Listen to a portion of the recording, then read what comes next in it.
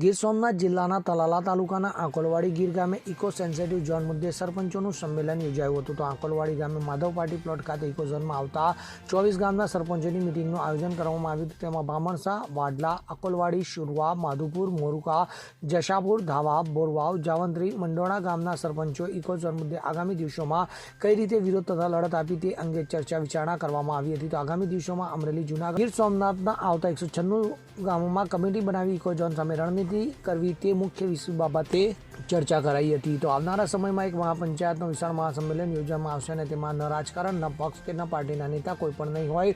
ફક્ત અને ફક્ત ઇકો સેન્સિટિવ ઝોનમાં 196 ગામમાં આવતા ખેડૂતો જ હશે હોવાનું જણાવવામાં આવ્યું હતું. ત્યારે આ મહાપંચાયત સંમેલન યોજી ઇકો સેન્સિટિવ ઝોન મુદ્દે જોરદાર લડત આપતું એવી એકી અવાજે સરપંચોએ બહાલી આપી હતી. તો આ કાર્યક્રમમાં ઉપસ્થિત દરેક ગામના સરપંચો તથા પંચાયતના સદસ્યો બહારથી આવેલા વિશાલભાઈ વસોયા, મનીષભાઈ વગાસિયા, સુરેશભાઈ શુવા, ગયા રાજુભાઈ કાળિયા, જયસુખભાઈ તથા આંકોલવાડી ગામના સરપંચ દાસભાઈ તથા દિલીપભાઈ પાનેલિયા, પૂર્વ સરપંચ રમેશભાઈ હિરપરા હાજર રહ્યા હતા. ક્યારેક અહીંયા નેતાઓ જે રાજ્ય સરકારમાં, કેન્દ્ર સરકારમાં એસી ઓફિસોમાં બેસીને આવા કાયદાઓ ઘડે છે, એકવાર અહીંયાના રોડ ઉપર આવી, એના નેહડાઓમાં જઈ, એના ખેતીમાં જઈને એકવાર કામ કરે તો ખબર પડે કે ખેતી કરવા માટે, આ અન્ન ઉત્પાદન કરવા માટે લોકોને કેટલી મહેનત પડતી હોય. ખેતી પ્રધાન દેશની આપણે વાત કરતા હોય, એમાં ખેતીની જ કોઈ વેલ્યુ નથી થતી, તો એ દેશમાં કેવી રીતે આપણે આવા કાયદાઓ ચલાવીએ.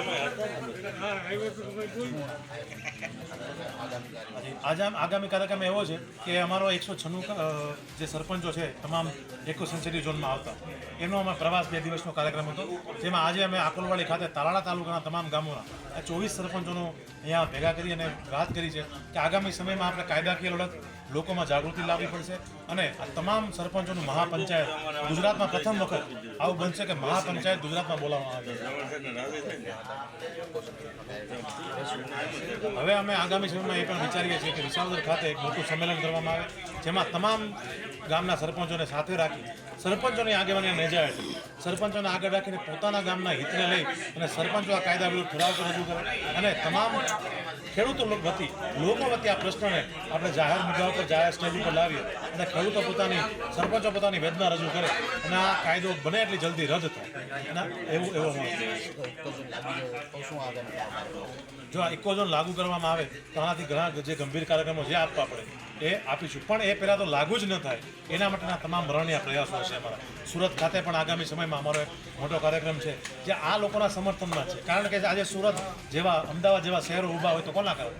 આવા ગામડાઓના કારણે. તો ગામડાઓ નહીં બચે તો ભારતનું કોઈ શહેર બચવા નહીં. તમે આ લખી રાખો એટલે સુરત જેવા, અમદાવાદ જેવા શહેરોને બચાવવું હોય તો ગામડાઓને બચાવવા જ પડશે.